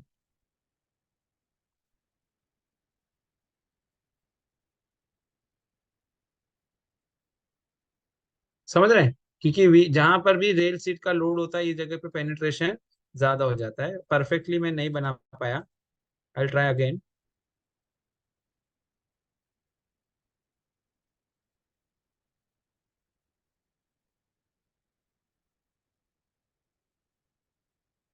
समथिंग लाइक दिस, कि देखिए यहाँ पर हमारी रेल है सपोज, तो फॉर्मेशन इतना वीक है कि जो लोड हमारा जाता है, तो प्रेशर बल्ब जो होता है जिन जगहों पर जा रहा है, यहाँ पे क्या हो, फॉर्मेशन मेरा सेटल हो जा रहा है, फॉर्मेशन मेरा यहाँ पर सेटल हो जा रहा है। इसको बोलते हैं डब्ल्यू फॉर्मेशन। ये क्या बोलते हैं इसको? डब्ल्यू शेप दिख रहा है ना, डब्ल्यू शेप ना, वीक फॉर्मेशन। तो ये अपहीवल क्या हुआ यहाँ पर, कि यहाँ पर एक्सेस लोड आया और फॉर्मेशन इतना स्ट्रांग नहीं है, तो ये पोर्शन जो है मेरा दब गया। तो ये जो शेप यहाँ पे डब्ल्यू जैसा बन जाता है, इसको डब्ल्यू शेप वीक फॉर्मेशन बोलते हैं। तो ये तीसरी कैटेगरी हो गई, यही यहाँ पर बता रहा था। देखा, stretches where ballast penetration profile is of W. अब यहाँ क्या होगा कि बार बार बलास्ट इसके अंदर जाती जाएगी, तो इसके लिए वो क्या कह रहा है, maximum depth of penetration is more than 30 centimetre. यानी कि अब ये वैल्यू की बात करता हूं मैं, ये जो है ओरिजिनल लेवल था, अब उससे ये नीचे 30 सेंटीमीटर या इससे ज्यादा सेटलमेंट हो गया। क्या हो गया? सेटलमेंट। अंडू करता हूं मैं, यहाँ पर देखो, नेचुरल लेवल पहले फॉर्मेशन लेवल ये था, ये if this value is more than 30 centimetre या 300 mm बोल सकते हैं, तो ये थर्ड कैटेगरी हो गई। आई बात समझ में? अब वो क्या कह रहा है मैनुअल हमारा, in case any of the above conditions are met in the field, इन इतने सारे में से अगर कोई भी कंडीशंस फील्ड में मिलती है, तो क्या करना है, then the 4 step action plan given below is to be followed. यानी कि फॉर्मेशन ट्रीटमेंट में क्या करना है, कितने स्टेप का एक्शन प्लान है, 4 step action plan has to be followed. पढ़ते हैं अब उसकी क्या है, व्हाट इज 4 स्टेप एक्शन। तो action to be taken for weak formation में क्या पहला पॉइंट है, following 4 step action plan should be adopted for stretches identified as weak formation. सबसे पहला तो ये कहता, make the formation width, cess level and side drains strictly, यहाँ वर्ड यूज किया है क्या, strictly in accordance with prescribe profile. जो हमारा जो प्रोफाइल बलास का है ना, अभी हमने कल पढ़ा था, LWR और SWR, फिश प्लेटेड, ये सारा जो भी आपका ट्रैक स्ट्रक्चर है, उसके हिसाब से क्या प्रोफाइल होना चाहिए, फॉर्मेशन विड्थ कितना दिया उसके अंदर नॉर्म से, बिल्कुल परफेक्ट उतना ही हो, उसमें कुछ कमी बेशी ना हो। सेस अगर नहीं है तो सेस को रिपेयरिंग करेंगे, सेस पर प्रॉपर लेंगे। साइड ड्रेन नहीं तो साइड ड्रेन बनाएंगे, उसकी प्रोफाइलिंग करेंगे। तो पहला तो क्या कह रहा है कि जो हमारे नॉर्म्स के अंदर है उसको स्ट्रिक्टली उसके हिसाब से हमको फॉलो करेंगे, इसके अंदर जरा भी कॉम्प्रोमाइज नहीं करेंगे। पहला स्टेप है, ये क्या है हमारा स्टेप नंबर 1। नंबर यहाँ लिखा है, फिर भी मैं अपने हिसाब से लिख दे रहा हूँ, नंबर 1, स्टेप नंबर 1। दूसरा क्या कहता है, carry out shallow screening of blast.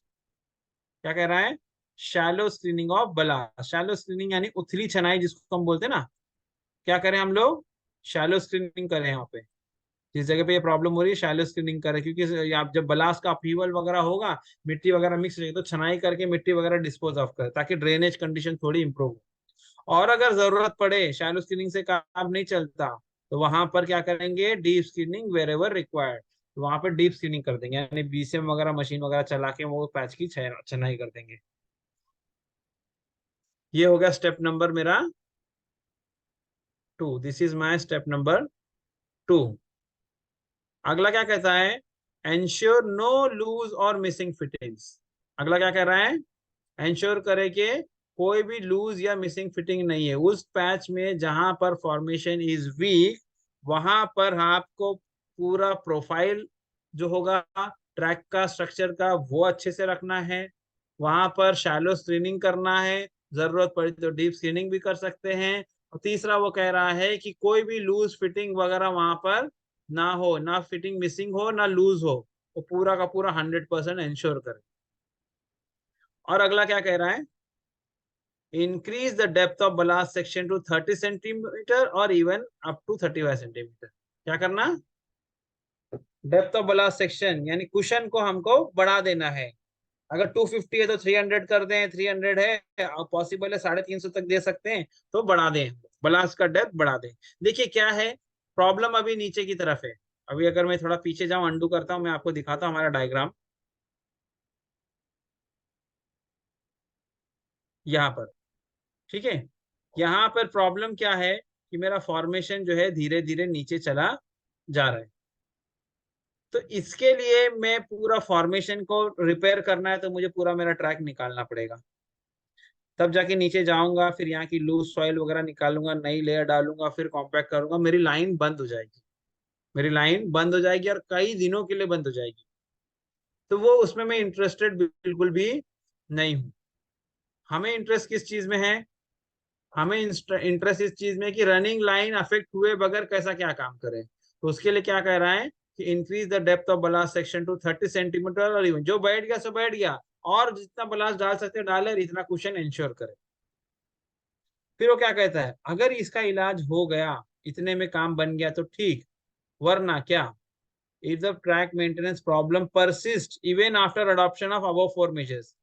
जो स्टेप 1 और 2 थे ना शुरू में, जो मैंने आपको बताया था, अगर इसमें से हो जाता है, nor attention more than that आ रहा है, या वहां पर कोई पैच खराब आ रहा है, कॉशन ऑर्डर लगाना पड़ रहा है, काम हो रहा है, ठीक है, नहीं हो रहा है, प्रॉब्लम स्टिल परसिस्ट, यानी प्रॉब्लम खत्म, if the problem still persist, problem still persists even after adoption of above measure, then it is a suspect formation and further detailed geotechnical investigation is to be done for assessing the problem।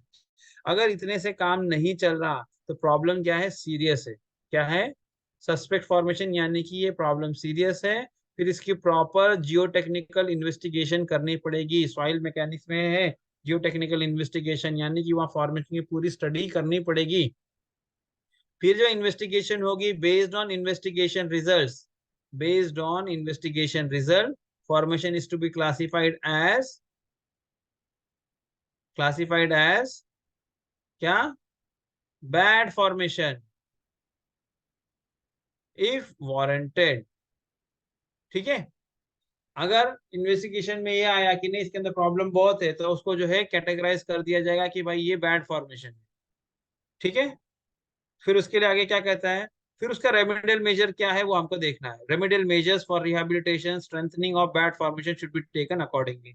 फिर इसमें अब क्या करेंगे, अभी जो आमतौर पे छोटा मोटा जहाँ पे प्रॉब्लम होता है, ये 4 स्टेप के अंदर ये प्रॉब्लम हमारी सॉल्व हो जाती है। लेकिन अगर प्रॉब्लम फिर परसिस्ट करती है, 1 किया, 2 किया, 3 किया, 4 किया, फिर भी नहीं हो रहा, फिर उसके बाद में उसकी जियोटेक्निकल इन्वेस्टिगेशन की जाएगी।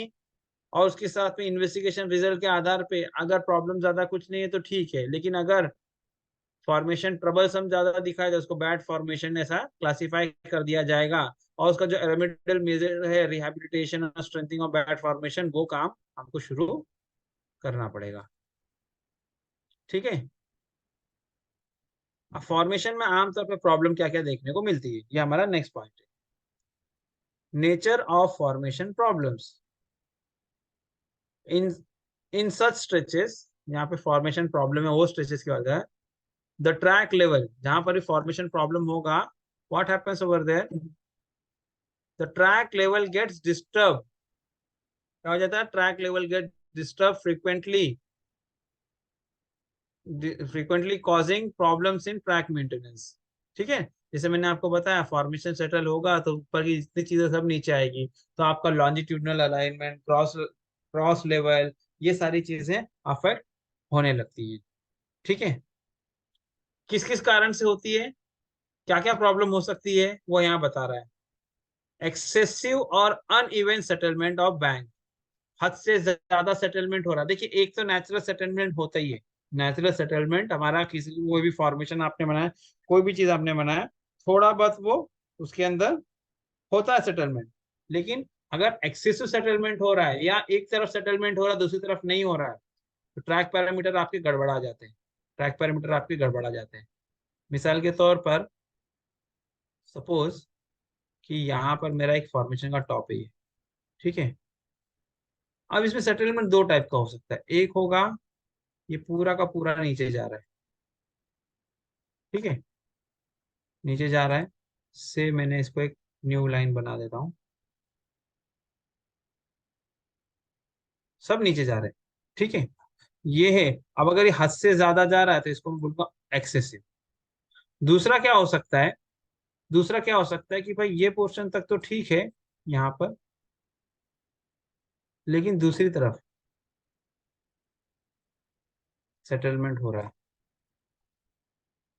ये रेड वाली हटा देता हूँ। ठीक है। सेटलमेंट यहाँ हो रहा है। अब ऐसा सेटलमेंट होगा कि ये पोर्शन में सेटलमेंट ज्यादा हो रहा है, ये पोर्शन में नहीं हो रहा, तो यहाँ पर क्या होगा, यहाँ पर क्या होगा, यहाँ पे मेरी आपकी स्लीपर लगी हुई है, ये मेरा स्लीपर लगा हुआ है। तो क्या होगा, ये एज जो है इट विल गो डाउन। तो क्या होगा, क्रॉस लेवल इशू हो जाएगा ना, क्रॉस लेवल। क्या हो जाएगा, क्रॉस लेवल। अनइवन सेटलमेंट की वजह से क्या होता है, क्रॉस लेवल इशू हो जाएगा। आ रही बात समझ में, क्रॉस लेवल का प्रॉब्लम आने लगेगा, तो ट्रैक पैरामीटर मेरा गड़बड़ा जाएगा, वो यही बोल रहा है। ठीक है।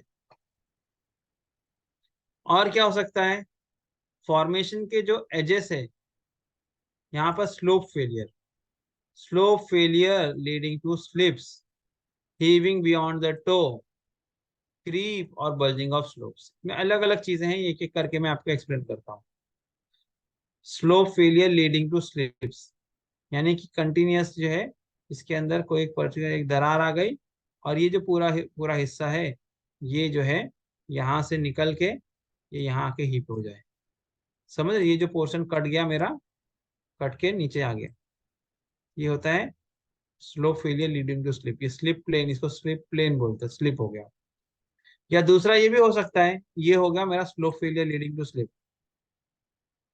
दूसरा मेरा क्या हो सकता है कि यहाँ पर हीविंग बियॉन्ड द टो, ये टो ऑफ फॉर्मेशन है, फॉर्मेशन का टो है, ये जो पॉइंट है क्या है, ये मेरा फॉर्मेशन का टो है।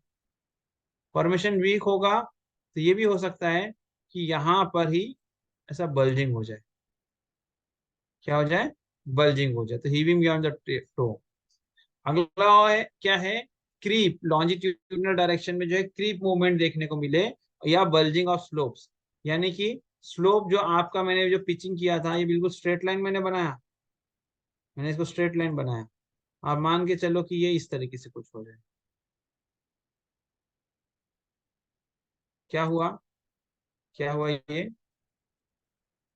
थोड़ा सा जो स्ट्रेट था, पेट निकल के उसका आ गया, यानी कि वो प्रेस हुआ तो इसके अंदर क्या है, ये आउटर वेस्ट थ्रो कर रहा है। एक प्रॉब्लम ये होती है। Next, blast penetration. नेक्स्ट क्या है, blast penetration and mud pumping of poor subgrade material. Blast penetration यानी कि हमारा फॉर्मेशन बैठ रहा है, तो हमारी जो ब्लास्ट है इसके अंदर कहीं दरार आ गई, मान के चलो फॉर्मेशन के अंदर। सपोज एक एग्जांपल मैं बता रहा हूँ, से यहाँ पर क्या हो गया, मेरे जो फॉर्मेशन है इसके अंदर कोई crack develop, something like this. अब मैं ब्लास्ट डाले जा रहा हूँ, ब्लास्ट में डाले जा रहा हूँ, तो ये ब्लास्ट जो है इसके अंदर घुसते चली जाएगी, इसको बोलेंगे ब्लास्ट पेनिट्रेशन।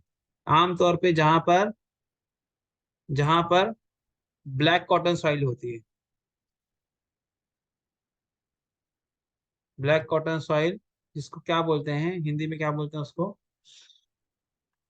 वो कॉटन वॉटन की थैली, ये क्या कहते हैं अपना, ब्लैक कॉटन सॉइल,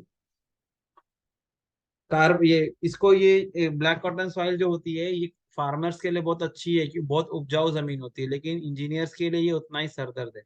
इसके अंदर प्रॉपर का ये खास करके ब्लैक कॉटन सॉइल की खासियत ऐसी है कि जो है ये गर्मी बढ़ेगी, अचानक से ड्रेन आउट कर देगा, तो इसके अंदर बड़ी बड़ी दरारें पैदा हो जाती है, और इसको पानी मिलेगा तो ये बंद भी हो जाएगा।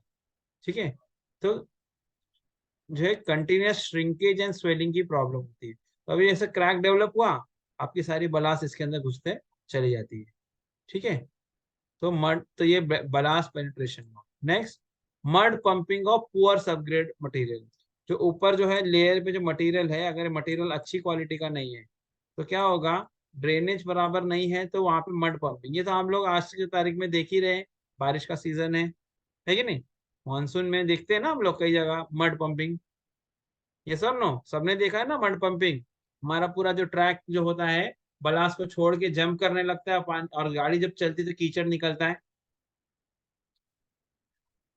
हेलो, कोई तो यार जरा फीडबैक देते रहा करो बीच बीच में, मुझे मुझे लगे मैं अकेले बात कर रहा हूँ। मड पंपिंग देखा है आपने, बहुत कॉमन प्रॉब्लम है।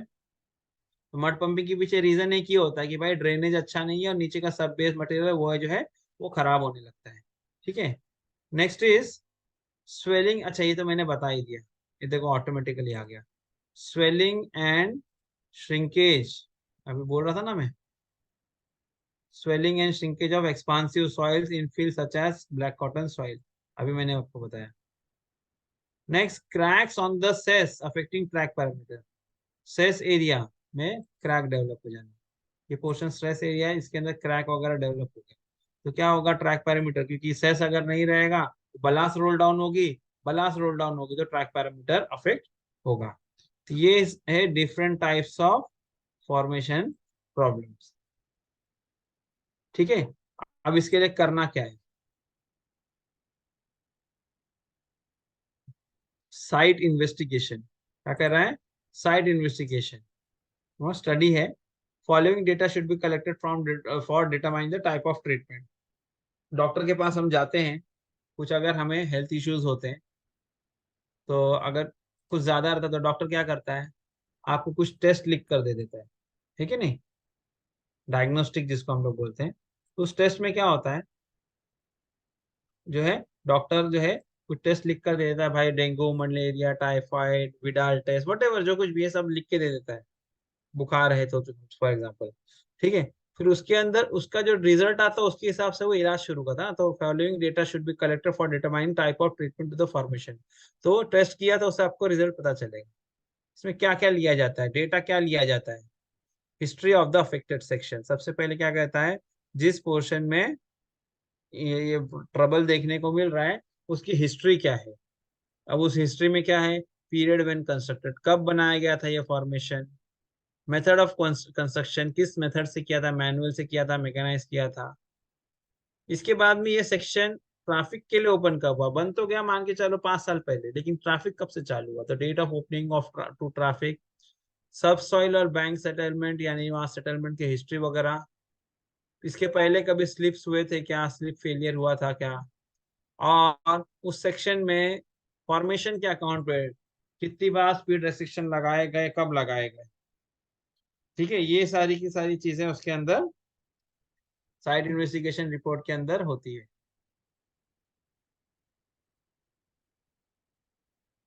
फिर साइट डिटेल, कि भाई वहां पर बैंक का हाइट कितना, हाइट ऑफ एम्बैंकमेंट कितना है, ठीक है, फॉर्मेशन की चौड़ाई कितनी है, सेस लेवल क्या है, साइड स्लोप कितना है, डेप्थ ऑफ कटिंग, ये सारी जो है इन्वेस्टिगेशन की चीजें हैं। Nature of existing slope, whether it is turfed और नॉट, विथ और without berms. What is mean by turfing? Turfing का मतलब क्या होता है? टर्फिंग का मतलब कोई बता सकता है? What is mean by turfing?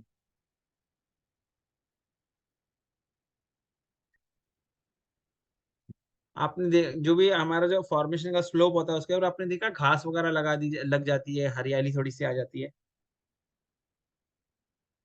ये एम्बैंकमेंट है मेरा, तो इसके जो सरफेस है इसके ऊपर घास वगैरह लगा देते हैं स्लोप पे, इसी को हम लोग बोलते हैं टर्फिंग। क्रिकेट का मैदान होता है ना, क्रिकेट अभी आज थोड़े दिन पहले किसी को मैच देखना था, तो उसके अंदर क्या होता है, पिच के अलावा आसपास की एरिया पूरी घास लगाई जाती है, तो that is nothing but turfing. ठीक है, तो टर्व्ड है कि नहीं है मेरा फॉर्मेशन, बम्स है कि नहीं है, ड्रेनेज की कंडीशन क्या है वहां पर, पानी तो कहीं जमा नहीं होता है। देखिए, अगर फॉर्मेशन तभी भी मेरा खराब होता है कि भाई आजू बाजू से पानी मैंने फॉर्मेशन से तो उतार दे, चलो ट्रैक पे से तो मैंने ट्रैक मैंने बनाया, यहाँ से तो पानी चला गया, लेकिन ये नीचे इसको पानी को जाने को कहीं रास्ता नहीं है। Suppose that area is submerged, that area submerged under water, तो क्या होगा, फॉर्मेशन को वीक करेगा वो, है कि नहीं। कंडीशन एंड प्रॉक्सिमिटी ऑफ बोरोपिट्स, मतलब बोरोपिट्स यहाँ पे कहाँ है और क्या कंडीशन है, यहाँ से मिट्टी वगैरह लेते हैं हम लोग। Science of movement and bulging of slope, कब यहाँ पे मूवमेंट कुछ इसके अंदर हुआ कि कहीं पे इसके अंदर क्रैक का भी डेवलप हुआ, कुछ इसके अंदर मूवमेंट वगैरह हुआ, स्लोप के अंदर बल्जिंग हुई है क्या। ग्राउंड वाटर लेवल किधर है भाई, पानी किधर पे है, यहाँ है, यहाँ है, वाटर टेबल जिसको बोलते हैं जमीन के नीचे, ये किधर है। Cracks on the cess, cess में कोई क्रैक वगैरह तो डेवलप नहीं हुआ, ये सारी चीजें साइट इन्वेस्टिगेशन और साइट डिटेल ना। पहला वाला पॉइंट था हमारा हिस्ट्री ऑफ अफेक्टेड सेक्शन, दूसरा साइट डिटेल। थर्ड बोलता है number of attention to track. ठीक है, number of attention to track, number of attention to track, the particulars of the number of attention to track should be obtained from gang chart and or TMS reports for the last 5 years। ठीक है, अब ये देखो, अब अगर इतने time से हम पढ़ रहे थे थोड़ा बोर होते रहे होंगे, ठीक है, क्योंकि अभी तक ऐसा कुछ लग नहीं रहा था कि एग्जाम में ये सब पूछता है कि नहीं, आ रहा होगा किसके दिमाग में भी, हाँ, ये सर ये सब पढ़ा रहे एग्जाम में, ऐसा आता है कि नहीं आता है। तो एग्जाम में कहीं से भी कोई भी चीज आ सकती है। इस बार का जो जिन्होंने एएन का पेपर दिया होगा, इस बार जिन लोगों ने एएन का पेपर दिया होगा जो अभी हाल फिलहाल में ही हुआ था जून में, वो पेपर अगर आप देखेंगे तो कुछ लोग बोलते हैं कि अरे बड़ा बेवकूफी वाला पेपर है।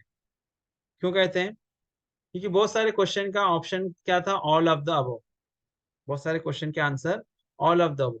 मानता हूं मैं कि वो स्टुपिडिटी वाला पेपर था, कि जिसने अगर तुक्का लगाया होगा कि नहीं समझ में आया होगा, ऑल ऑफ द अबव लगाकर चला आया होगा, उसको मार्क्स आ गए होंगे, ये रेयर केस में हुआ होगा, मैं मानता हूँ हो सकता है। लेकिन वो जो था क्या पेपर के अंदर, उसके अंदर अगर आपने पढ़ा होगा option A, option B, option C, तो वो उसके अंदर कुछ कोई एक पर्टिकुलर टॉपिक दे दिया, उसके अंदर भाई ये चीज ऐसी हो सकती है, हाँ ये भी, हाँ ये भी, इस तरीके से लास्ट में ऑल ऑफ द। तो आप पढ़ेंगे तो जिसने पढ़ा होगा उसको हाँ भाई हाँ ये तो है, बी पढ़ा हाँ यार ये भी है, सी ये भी है, डी ऑल ऑफ द, हाँ सारी कंडीशन सर्टिफिकेट, मैंने बोला ऑल ऑफ द अबव। तो ये जो है आप जितना मैनुअल को पढ़ेंगे, मैनुअल को जितना पढ़ेंगे आप उतना मैनुअल को समझेंगे, वैसा आंसर आएगा। तो मैनुअल को एक बार गो थ्रू करना तो जरूरी है। तो ये जो पेपर इस बार का था उसके अंदर जिसने मैनुअल को थरली पढ़ा होगा उसको बहुत अच्छी तरह से समझ में आया होगा पेपर में। तो अब यहाँ पर भी एग्जाम के पॉइंट ऑफ व्यू अगर एक क्वेश्चन बनता है कि number of attention to track due to formation trouble कैसा हो, तो क्या बोलता है उसके लिए, the particulars of the number of attention to track should be obtain from, कहां से ऑब्टेन करना है, या तो गैंग चार्ट या तो टीएमएस रिपोर्ट। कितने पीरियड का, कितने पीरियड का, लास्ट 5 years, जिससे हमको पता चलेगा आइडिया अबाउट ट्रैक मेंटेनेबिलिटी। ठीक है, man days utilize for maintenance per kilometre, यानी कि 1 किलोमीटर में कितना आदमी आपने यूज किया, उसको बोलते हैं मैन डे। ठीक है, मल्टीप्लाइड बाय हार्स, कितने आदमी, वैसा मैन डेज आपको मिलते हैं। ठीक है, तो उससे अपने को क्या पता चलेगा कि weather it is normal track maintenance normally होता है कि या इस पर्टिकुलर पैच में हद से ज्यादा बार अटेंशन देना पड़ा, मोर अटेंशन इज रिक्वायर्ड। हाँ, ठीक है, तो मैन डेज को क्या बोलते हैं, man required for normal maintenance. तो ये आपका एक फैक्टर हो गया। ठीक है, एक फैक्टर होगा नंबर ऑफ अटेंशन और ट्रैक कहाँ से मिलेगा, it will obtain from gang chart और टीएमएस, क्योंकि आजकल टीएमएस जो है मैं उसके अंदर हम डेटा भरते रहते हैं, तो टीएमएस से भी मिलेगा। 5 साल का लेना है, जिससे हमें अंदाजा मिलेगा ट्रैक मेंटेनेबिलिटी के बारे में, क्या प्रॉब्लम है, कितने आदमी लगे, कितना समय आपको अटेंशन देना पड़ा। Next, ballast penetration profile. Next is ballast penetration profile. These profiles should be obtained at regular intervals of hectometer or OHE mass to indicate the extent of ballast penetration and condition of ballast, whether it is loose, caked up, mixed with subsoil. यानी ये क्या है, जैसे मैंने कल आप लोग को बलास का पढ़ाने के टाइम पे बताया था ना कि बलास का असेसमेंट करना कि कितना हमको बलास लगने वाली है, पढ़ाया था मैंने आप लोग को बलास के बारे में, जब उसमें बताया था ना मैंने कि इसके अंदर एक दिया था नॉर्मल मेंटेनेंस के लिए 1 किलोमीटर में एक रेल लेंथ, और अगर वहां पर हमको डीप स्क्रीनिंग वगैरह का कुछ रिक्वायरमेंट है कि नहीं, तो वहां पर हम क्या करेंगे, आधा या 1 किलोमीटर के अंदर से 2 से 3 स्लीपर, कल पढ़ा था हमने। तो एक असेसमेंट हम कर रहे थे ना, वहां पर भी हमको ट्रेंच खोलना था। मेंटेनेबिलिटी में बोला था कोर मत तोड़ो, और यहाँ पर डीप स्क्रीनिंग में बोला था पूरा कोर तोड़ो और कंप्लीट डीप स्क्रीनिंग करके असेस करो कितना मिट्टी निकल रही है ना। ऐसे यहाँ पर क्या करना है हमें, इसके अंदर भी क्या कह रहा है, इंटरवल देखो चेंज हो गया। कल हम जो बलास का असेसमेंट की बात कर रहे थे, उसमें मेंटेनेंस के इसमें क्या था, मेंटेनेंस पॉइंट ऑफ व्यू बलास का असेसमेंट क्या था, one rail length, one rail length in 1 kilometre. ठीक है, ये किसके पॉइंट ऑफ व्यू था, मेंटेनेंस के लिए, नॉर्मल मेंटेनेंस के लिए, बस बलास की रिक्वायरमेंट। ठीक है, दूसरा पॉइंट हमारा था कि क्या था, one rail length in, one rail length लिखा था, क्या था, 0.5 से 1 किलोमीटर फॉर डीप स्क्रीनिंग। कल पढ़ा था ना हमने, फॉर डीप स्क्रीनिंग, ये बलास की असेसमेंट करनी थी हमको। आज क्या कह रहा है, आज क्या कह रहा है, यहाँ पर फॉर्मेशन के लिए हम बात कर रहे हैं, तो इसके अंदर क्या कह रहा है, 1 हेक्टोमीटर में, what is mean by hectometre, regular intervals of hectometres और ओएचई मास्ट। 1 हेक्टोमीटर यानी 100 मीटर, या ओएचई के खंबे का, दोनों में से कोई भी एक ले लेंगे, उसमें बलास का प्रोफाइल रेगुलर इंटरवल पर हम बनाएंगे, और उसको पूरा गाला खोद के हमको देखेंगे कि भाई बलास कहाँ तक पेनिट्रेट हुई। देखो ये समझेगा कैसे, मैं आपको बताता हूँ, ये मैं आपको समझाता हूँ कि ये अपने को समझेगा कैसे। इसके लिए मुझे एक डायग्राम बनाना पड़ेगा।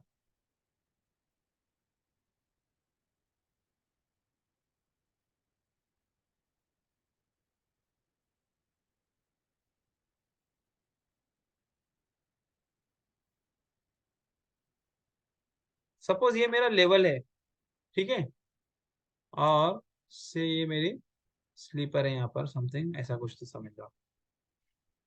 ये जो पोर्शन है, यहाँ पे मान के चलो कुछ ना कुछ फॉर्मेशन में प्रॉब्लम है।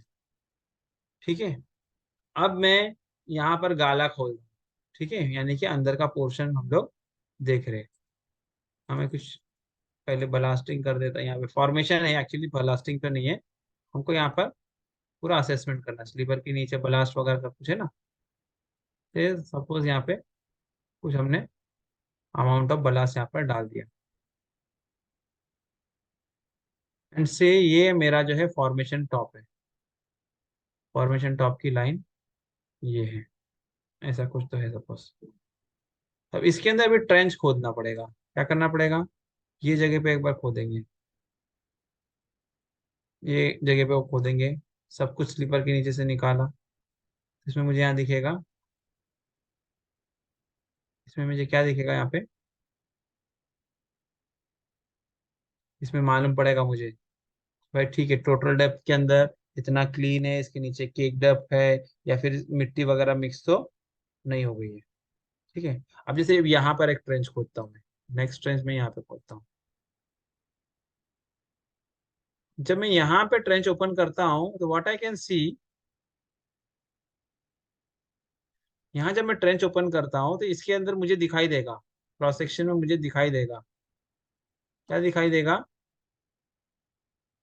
क्या दिखाई देगा इसके अंदर?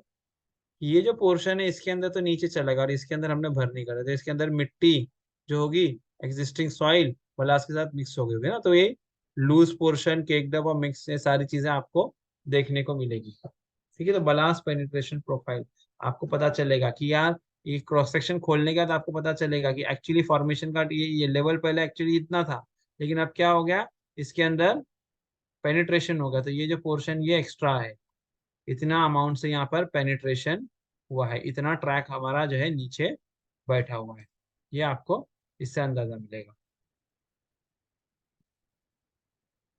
नेक्स्ट क्या बोल रहा है?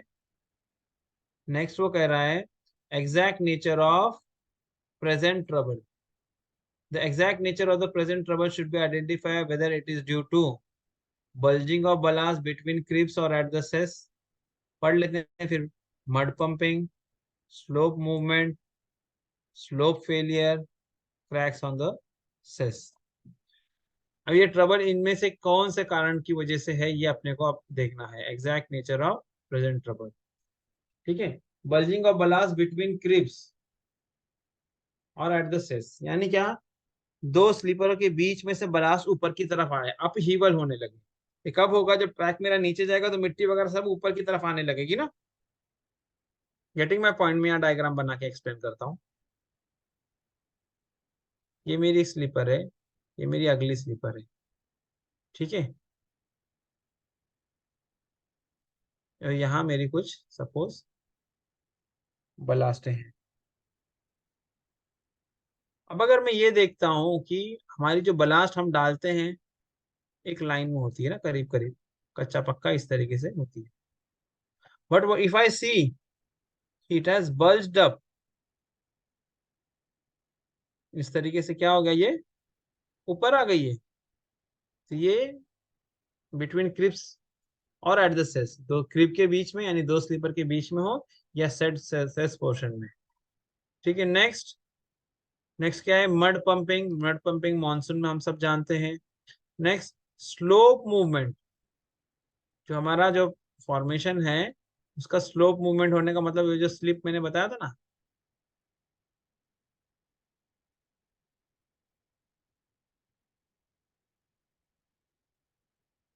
स्लोप मूवमेंट यानी कि इसके अंदर कोई एक पर्टिकुलर पैच को ले लिया, इसके अंदर दरार आ गया। अब ये क्या है? सड़क के नीचे की तरफ यहाँ से जा रहा है। लैंडस्लाइड देखा आप लोगों ने? लैंडस्लाइड होता है ना, और बारिश में अगर आमतौर पे होता है, तो इसमें कोई एक स्लिप प्लेन फॉर्मेशन होता है, और वहीं से पूरा का पूरा जो है मिट्टी सड़क के नीचे आ जाती है, और नीचे जाके डंप हो जाती है, बस्ती वगैरह खत्म, वो जब जगह रोड वगैरह बंद हो जाता है ना, तो वैसे slope failure, slope movement.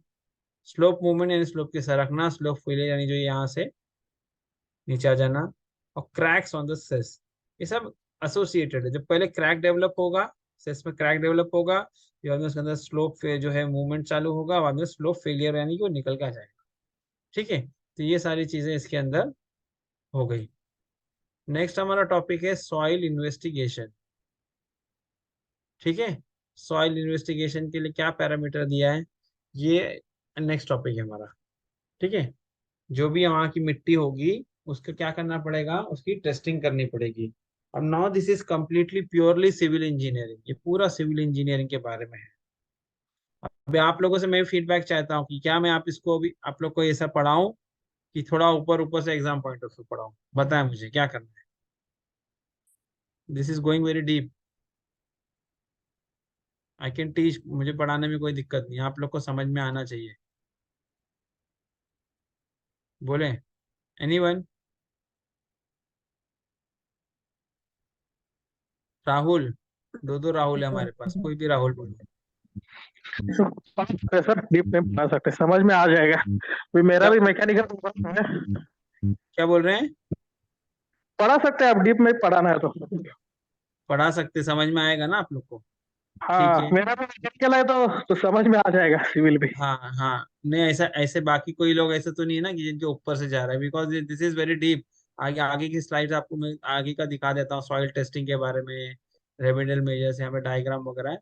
I can teach, मुझे कोई दिक्कत नहीं है, स्लेप स्लोप फेलियर वगैरह सब है। चलो एनीवेज, हम लोग इसको पूरा कर लेंगे। ठीक है, तो एक काम करेंगे, आज यहीं पे हम लोग रुक जाते हैं। जितना मैंने आप लोग को पढ़ाया, कहाँ तक पढ़ाया मैंने? यहाँ तक पढ़ाया ना, पैरा 220 तक पढ़ाया। तो इसको कल जो है ना, जितने भी लोग हैं ना, पैरा 221 के आगे का मैनुअल तो मैंने ग्रुप में डाला हुआ है, एक बार जस्ट खाली रीड करके आ जाना। जो टेक्निकल बैकग्राउंड का रहेगा उसको तो बहुत कुछ समझ में आ जाएगा, जो नहीं भी रहेगा कुछ ना कुछ तो समझ में आएगा।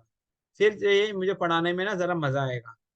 अदरवाइज ये क्या हो रहा है कि कंटिन्यूअसली वन साइडेड कन्वर्सेशन जैसा लग रहा है मुझे आज। ठीक है, टॉपिक इज मतलब वेरी ड्राई टुडे। आज का जो टॉपिक है बहुत ही ड्राई है। मैं कोशिश करूंगा इसको थोड़ा सा इंटरेस्टिंग बनाने के लिए, इसके लिए मैं चाह रहा हूँ कि एक दिन का समय मैं और ले लूँ, आप लोग को कुछ और चीजें अच्छे से एक्सप्लेन कर दूँ। My goal is not only to just read it out और आपको बता के चले जाना है, आपको समझ में आना चाहिए। ठीक है, इज इट ओके?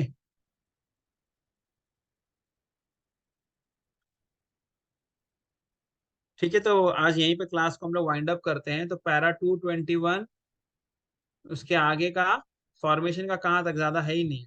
221 222, बस दो ही है पैरा, इसको पढ़ के आना।